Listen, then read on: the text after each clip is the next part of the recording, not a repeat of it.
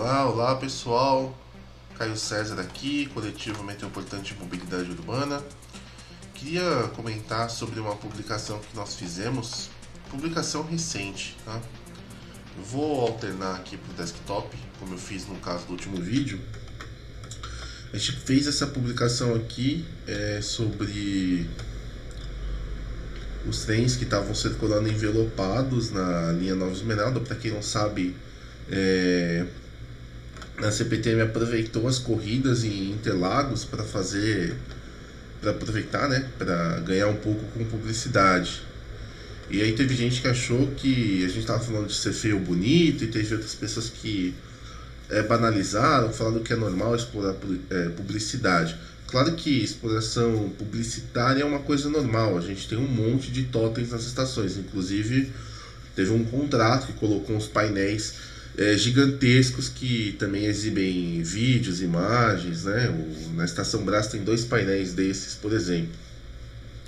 Eu acho que a questão não é simplesmente se o trem está envelopado ou não, mas quão invasiva é a publicidade, se isso realmente compensa, porque a CPTM tem relatórios administrativos, onde você consegue acessar e ver que a empresa é deficitária, ela precisa de subsídio, ela ganha pouco com receita extratarifária.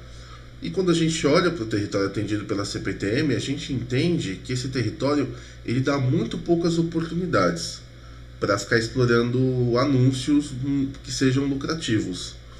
Então, será que a gente não está errando a mão? Por que a gente nunca discute o desenvolvimento dos lugares que a CPTM atende?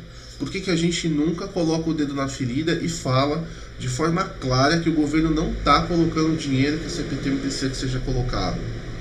Tinha um tempo atrás aí que a CPTM não tinha papel. Não tinha papel para limpar papel higiênico, não tinha papel para você secar as mãos. O pessoal da manutenção reclama recorrentemente que não tem material para trabalhar. Isso afeta até mesmo as atividades com os alunos do Senai. Esse tipo de reclamação não vem de hoje. A CPTM sempre operou com pouco material, sempre teve dificuldade de ter dinheiro. Então eu acho que a gente precisa ter um olhar um pouco mais crítico.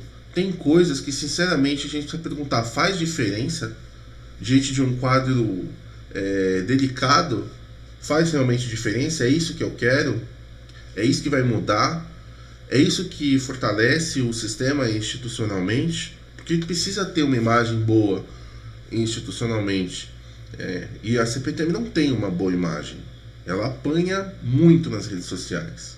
É um sistema que carrega nas costas uma série de problemas que não são do sistema, mas sim dos loteamentos de má qualidade, né? Loteamentos clandestinos e irregulares que ajudaram a construir boa parte da Grande São Paulo. E por que são irregulares, são clandestinos? Porque a população não tinha acesso à terra de uma outra forma, né? Por causa de especulação e tudo mais. Essas discussões ligadas também ao acesso à terra geralmente não funcionam muito bem na página, né? Ou aparece alguém anarcocapitalista aí para defender umas abobrinhas, né? Ou senão o pessoal às vezes acaba não conseguindo discutir a questão, né? Então, se a gente não está interessado em olhar para as raízes dos problemas, nós não vamos resolvê-los, tá bom? A CPTM pode envelopar a frota inteira. Dentro do quadro dela, que não é um quadro positivo, não vai fazer diferença nenhuma. Esse tipo de coisa que a CPTM faz diminui um pouco o subsídio com relação ao Estado. Ela nunca conseguiu ser independente financeiramente e nem vai conseguir. Mesmo se a operação se pagasse, como acontece no metrô, né, que desde o início teve muito cuidado no desenho da rede, enquanto a CPTM herdou uma rede existente, mesmo que a operação se pagasse, a operação não ia conseguir pagar as obras de recapacitação da infraestrutura, que de tempos em tempos precisa ser recapacitada, e muito menos obra de expansão. Certo? A CPTM, na verdade, não tem essa perspectiva, nunca teve. Quando a gente vê, por exemplo, certas concessões e observa que elas nem adotam uma postura mais agressiva de exploração do potencial de empreendimento imobiliário associado, a gente vê que não está mudando absolutamente nada. A gente só está enfraquecendo a companhia institucionalmente, e isso, desculpa quem ama parceria público-privada, mas isso só nos aproxima da situação do Rio de Janeiro, onde você tem um Estado muito fraco, né? Já tem um monte de grupo paraestatal que acaba já operando também o transporte e mais uma série de negócios que fazem parte da vida urbana, né? Estou me referindo a milícias. E você ainda tem um Estado que não consegue planejar. Não consegue planejar, não consegue fiscalizar, não consegue fazer nada. E tá aí, a Supervia é um excelente exemplo. Vive tendo descarrilamento de trem, ela não consegue acertar a mão na operação, as estações são terríveis, absolutamente terríveis. A Supervia é a CPTM em 1998. Essa é a imagem que eu tenho da Supervia, e acredito que várias pessoas no coletivo também não têm uma imagem positiva. É muito difícil a gente elogiar a Supervia, na verdade a gente só comenta a tragédia, porque é só o que aparece. A Supervia é uma tragédia, né? Então eu acho que você quer defender trem envelopado ou não, isso não é isso que a gente está falando. A gente está falando, o cara joga uma publicidade gigantesca na sua cara, acaba com a imagem institucional do sistema, porque ela não consegue conviver com a publicidade, né? A publicidade tem que envelopar a lateral inteira do trem. E que depois a gente tem que torcer para conseguir ser removida adequadamente essa publicidade, né? Nós já tivemos problemas no passado, estragando as caixas dos trens, né? Como foi o caso da série 3000. Então, será que é isso? Eu preciso de um outdoor ambulante para tornar o sistema melhor? É isso que vai tornar o sistema melhor? Na nossa opinião, não. E se a CPTM quer fazer quer explorar mais agressivamente, ela precisa começar a desenvolver projetos imobiliários.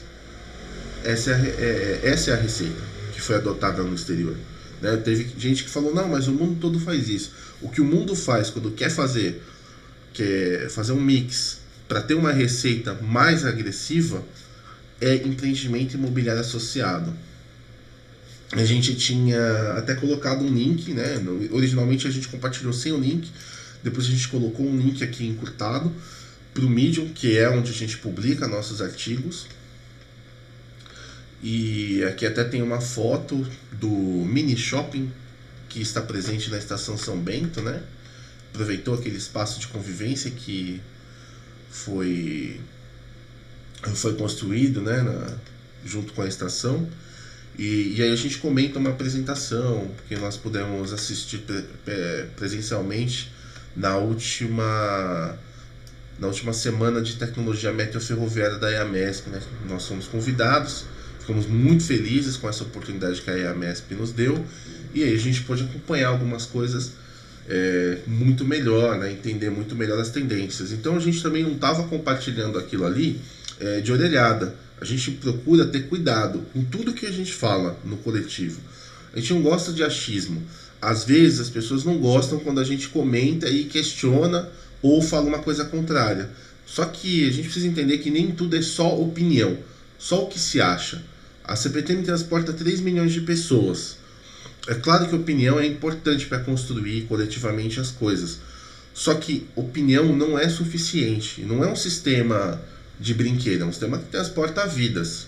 É como medicina. Você não pode diagnosticar um paciente e fazer o tratamento do paciente com opinião, só opinião de uma pessoa leiga. O leigo é interessante no caso do sistema de transporte porque ele dá muitas pistas.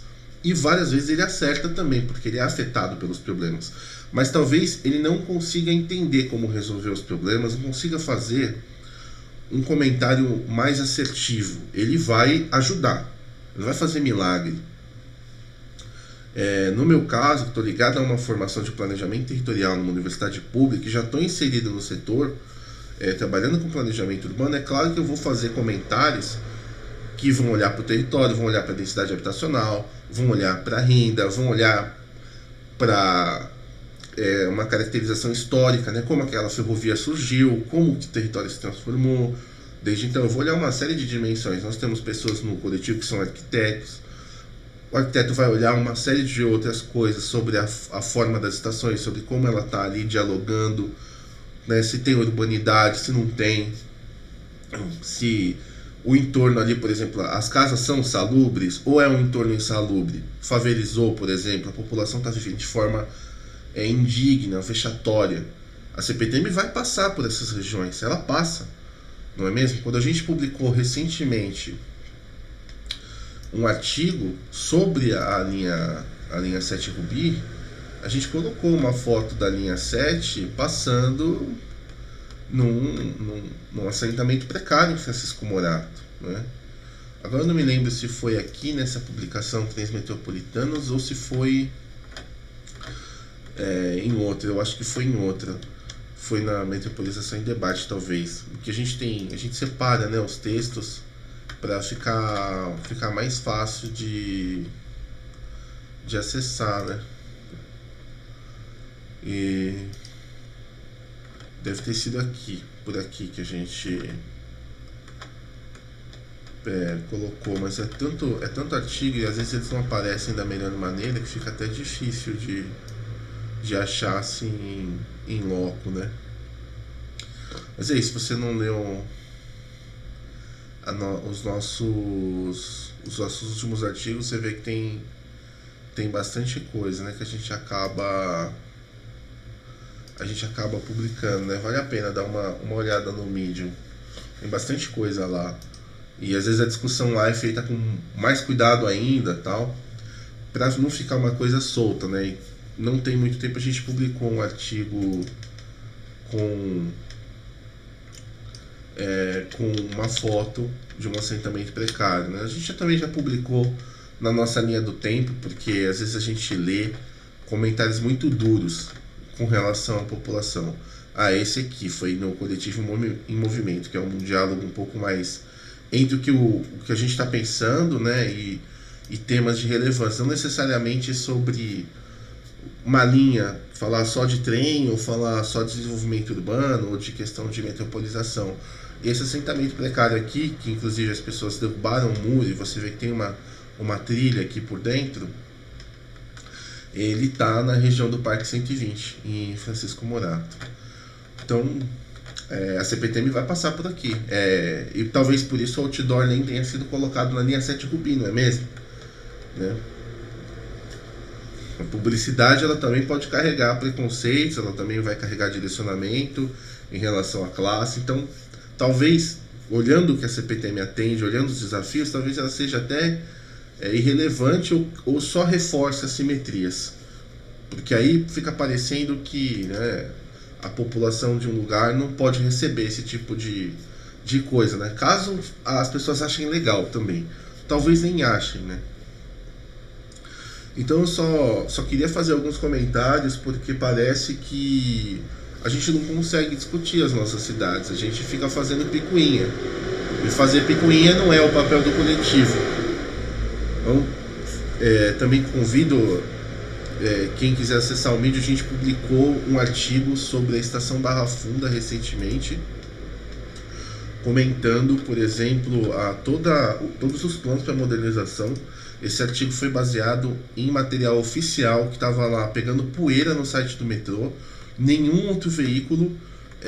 Isso aqui foi publicado em primeira mão, mesmo a gente não sendo um site voltado a noticiar, porque não é bem isso que a gente faz discussões, mas a gente achou que o material é muito completo, foi desenvolvido pela Agência Francesa de Desenvolvimento, né, até para fomentar o uso de tecnologia francesa. Você viu que as imagens são grandes, elas são bem pesadas. Eu coloquei as imagens aqui no artigo em alta resolução na hora de fazer a montagem de tudo. É claro que o Medium diminui um pouco, mas assim, a gente buscou tentar colocar tudo na maior qualidade possível para quem de repente não quiser ou não puder baixar o PDF. Então é super interessante a ideia que eles têm. Inclusive isso tem muito a ver com o que eu estava falando, né, sobre os diferentes profissionais que a gente tem aqui no coletivo e como a discussão vai esbarrando, vai se entrelaçando nas diferentes áreas profissionais de cada um.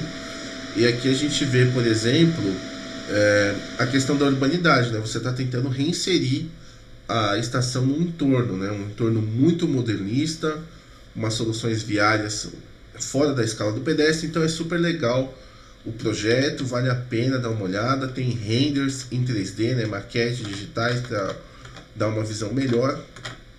E eu acho que é isso, eu acho que era isso que eu queria falar. Vamos olhar o que tem que realmente ser olhado, tá bom? Não é... A questão da publicidade invasiva é um cutucão. O que a gente quer é que a discussão avance um pouco mais, e realmente a gente tem tido muito poucos acessos no Medium. Os últimos artigos, aliás, foram bem pouco acessados, o que é uma coisa que desestimula um pouco, porque quando a gente olha o comportamento na página, parece que o que as pessoas querem, infelizmente, é só notícia do tipo paparazzi, ou especulações, ou se iludir mesmo, né? Eu vou fechar aqui a tela. Parece que as pessoas querem se iludir, querem ficar sabendo qual que vai ser a próxima obra, qual que vai ser a próxima inauguração, né? Às vezes as datas nem batem, os blogs divulgam umas informações totalmente erradas ou especulam, porque sabem que é isso que as pessoas querem se iludir, querem esse tipo de notícia, porque as pessoas querem só ações concretas. A ação concreta, ela decorre de um planejamento. Se a gente não está brigando por investimento, se a gente não está brigando por bons planos, se a gente não está brigando por transparência por parte do governo, não adianta nada. Aliás, ninguém deveria precisar de blog para ficar fazendo release de imprensa para o governo. O governo tem que fornecer cronograma. A gente tem que entrar na estação e tem que ter um cronograma do programa de modernização da linha. Todo mundo tem que acessar. Todo mundo, inclusive quem não tem internet. E se a pessoa tiver dificuldade para ler, tem que ter um funcionário capaz de explicar. Porque se a pessoa for analfabeta, ela ainda assim está pagando imposto e pagando tarifa. Não interessa. O governo tem que ser para todo mundo. Não para blogueirinhos e seus leitores. Certo? Por isso que a gente não gosta também de falar que a gente tem um blog. Não é bem um blog.